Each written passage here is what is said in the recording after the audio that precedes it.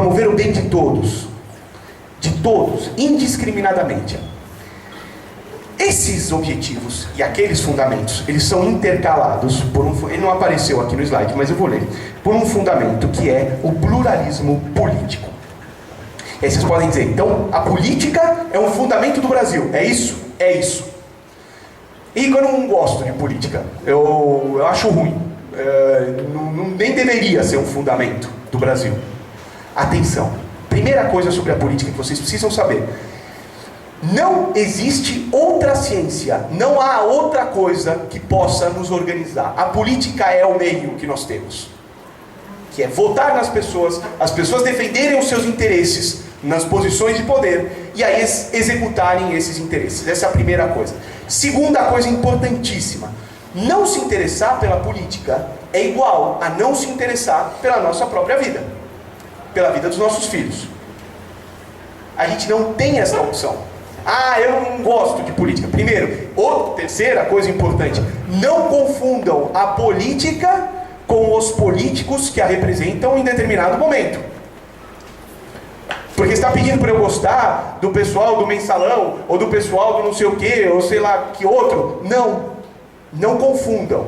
É a mesma coisa que você condenar a paternidade porque um pai bateu numa criança. A política não é igual aos políticos que fazem coisa errada. Tem uma história, que também ouvi de um professor sobre a política, que mostra bem o que é o pior inimigo da nossa Constituição, que é a indiferença à política. É falar, eu não quero saber, não quero me organizar, eu não quero achar uma causa para lutar, eu não quero nem saber de política. A indiferença política pode ser simbolizada na seguinte história: tinha um barco andando no mar e dois caipiras dentro desse barco, e o barco ia, e o mar estava muito agitado assim.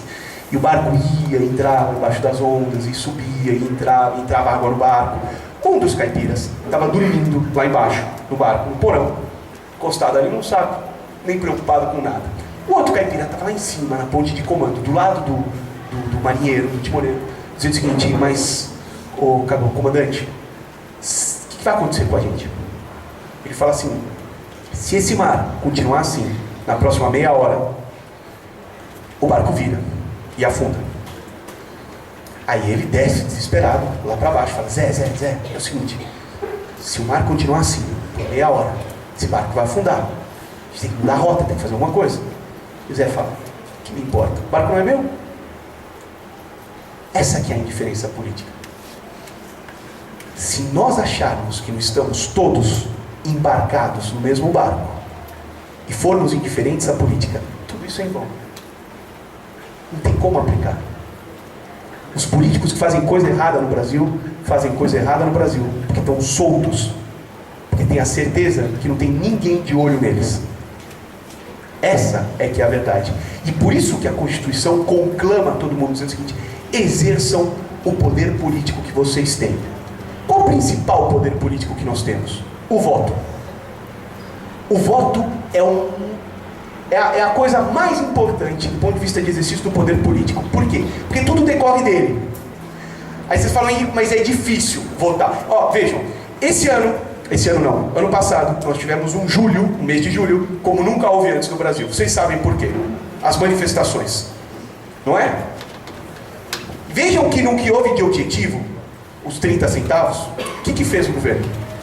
Ok, beleza, vocês estão certos. Volta para R$3. Não foi? Foi. É porque depois não aconteceu nada, porque depois, essa é outra discussão, mas depois as manifestações começaram a ser genéricas demais. Mas vejam o que mais saúde é difícil você transformar isso numa requisição objetiva. Por isso que essa questão do poder emanar do povo e do exercício da cidadania em núcleos e organizações pequenas da nossa sociedade é tão importante, porque as requisições ficam muito mais direcionadas. Aí vem o governo e diz o seguinte: vamos fazer uma reforma política, fiquem tranquilos. Ora, o que é isso? Isso é resultado de uma reunião de gabinete dizendo o seguinte: para aquietar as pessoas, dá alguma coisa, fala que você vai fazer uma reforma política. E na verdade, o que o povo teria a dizer? Gente, vocês não estão entendendo. O problema não é como eu voto, se o meu voto vai ser distrital, se vai ser direto, se o deputado vai ser do bairro, vai ser da região ou do estado. Não é este o problema. O problema é a corrupção. E vocês estão roubando. Vejam como é que é o voto. O voto no Brasil é a coisa mais simples e cristalina do mundo. É o voto livre e direto e secreto. Por que secreto? Para ninguém te pressionar. Eu voto em quem eu quiser. Eu voto naquela cabininha, fechado, tum. Livre, você vota em quem você quiser. E direto. Aí você fala, mas é muito difícil escolher. É difícil escolher? É difícil escolher. Claro. Vocês sabem o que fazem os candidatos políticos, né? Então, eu venho aqui, eu sou um candidato político, eu vou pedir votos, tá? Eu vim aqui com o objetivo de fazer vocês votarem em mim. Quem me fala um tema qualquer tema? Educação. Olha, foi muito bom você ter falado em educação, porque essa vai ser justamente a prioridade do meu governo. Educação no Brasil é uma vergonha. A gente não pode ter criança fora da escola. No meu governo, o lugar de criança é na escola. Nós vamos construir escola para todas as crianças. Tá bom? Quem garante que eu vou cumprir isso? Ninguém. Por que os políticos fazem isso? Não se preocupem, mentem na campanha.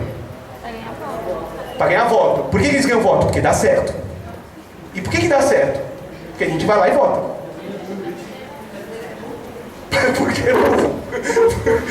Porque a gente é burro, é verdade. Mas vejam só vocês o que acontece. O voto no Brasil é o voto direto, livre e secreto. Você vota em quem você quiser.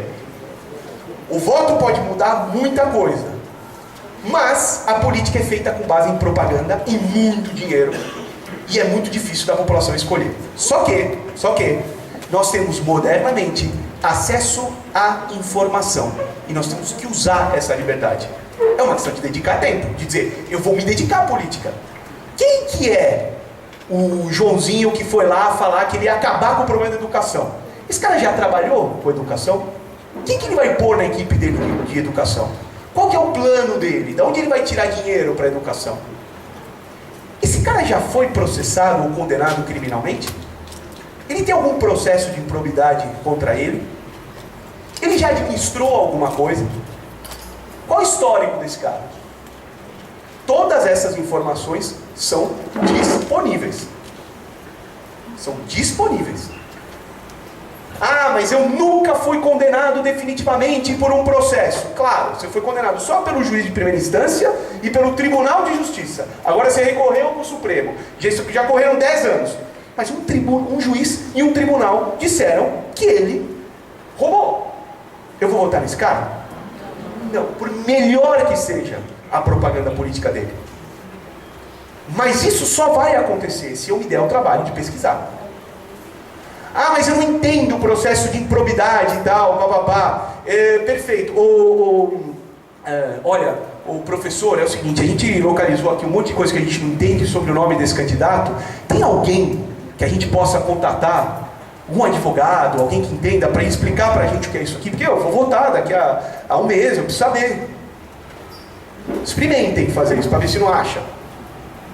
Alguém que possa explicar tecnicamente, se vocês não entenderem. Mas também, de outro lado, muitas coisas não assim, condenação criminal por improbidade, condenação criminal por corrupção. Esse cara nunca teve histórico nenhum.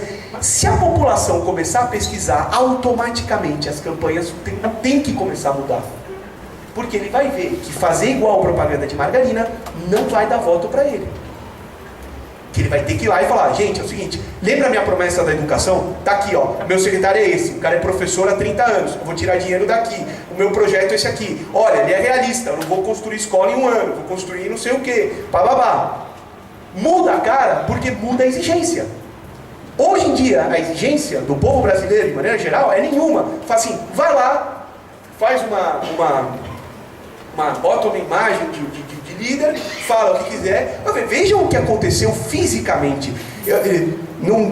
De verdade, não é um debate de o Lula é bom ou ruim, mas vejam o que aconteceu fisicamente com o Lula. Como ele era antes e como ele era quando ele se elegeu. Quando ele se elegeu, ele já não era mais o Lula. Ele era o que algum consultor de marketing falou para ele ser. E clareou o dente, fez uma barba mais curtinha, não era aquela barbona. Por quê? Porque alguém olhou e falou, bom, eu acho que a população vai gostar da sua imagem deste jeito. E pega. E a população tem que mudar. Então, entender que a política tem que fazer parte da nossa vida envolve a gente mudar a visão. E se a gente mudar a visão, automaticamente os políticos vão mudar a forma de fazer a propaganda. É óbvio. Por que um político atende a uma associação de bairro? Por que um vereador chega e atende a uma associação de bairro? Porque ele fala assim, se eu construir a quadra que eles estão pedindo, isso aconteceu no bairro do lado da minha casa. O pessoal, os moradores do bairro, queriam uma quadra para jogar bola. Eles se organizaram, foram para a Câmara dos Vereadores, bateram na porta do vereador da região, falaram, vereador, a gente vota no senhor. A gente gostaria que o senhor fizesse a quadra lá. Política, legítima, tá tudo bem, não está debaixo dos panos, é isso aí. Então pega a verba da Secretaria da Educação, Secretaria da Cultura, Secretaria do Esporte, sei lá o quê, e ajuda a gente a construir a quadra. A gente inclusive vai lá e ajuda. Tá lá a quadra, perto da minha casa, linda, linda. Porque eles foram lá. E esse vereador, por que ele faz a quadra? Porque ele quer? Ótimo. Porque ele quer o bem das pessoas? Ótimo. Mas também porque ele sabe que se ele fizer a quadra, que eles vão ser eleitores fiéis. Veja o instrumento do voto, que poder que ele tem. Só que ele tem que agir. E se o meu deputado que eu votei, aquela história que todo mundo fala, você não lembra no deputado que votou? Não, tem que lembrar. Aí eu vou lá, falo assim, aí tem um projeto importante, sendo discutido lá no Congresso Nacional. Eu vou lá e acompanho aquele projeto. Como eu faço isso? Internet, super fácil. Aí eu vou lá e vejo quem votou. Eu vejo lá, ele tem que caçar o mandato de um deputado que foi pego sendo corrompido, roubando dinheiro. Vai ter a votação. Eu quero acompanhar, eu quero ver o que aconteceu. Agora, o Congresso estabeleceu o voto aberto. Eu quero saber quem é que está contra, quem está a favor. Como é que meu deputado votou? Para saber se eu vou votar nele da outra vez.